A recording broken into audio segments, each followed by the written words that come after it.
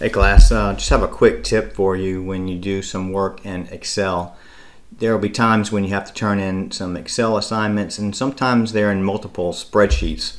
So this is just an example of how you might combine them into one spreadsheet to make it a little bit easier on you. So let's say we have a balance sheet and we have an income statement and we have a trial balance, and we want to maybe put them all together in the balance sheet.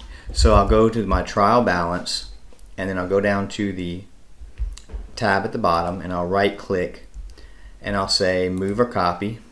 And so I'm going to choose the balance sheet to move it over there, and I'm going to put it at the end, after the balance sheet tab, and I'll just do create a copy.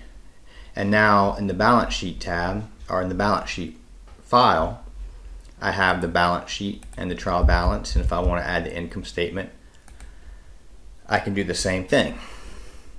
Move or copy, put it in the balance sheet, move it to the end, create a copy. If you don't create a copy, it just combines the two worksheets together. That might be what you want. But in my case, I just want to make a copy. So then now I have the balance sheet, trial balance, income statement, and I can just submit one file for homework that includes all three of these if I want to. You don't have to necessarily do this if you're following the instructions and you just want to follow the instructions as they're stated and submit three different Excel files. That's fine. However, I think this is an easier way to submit your work. It's easier for me to keep up with it too.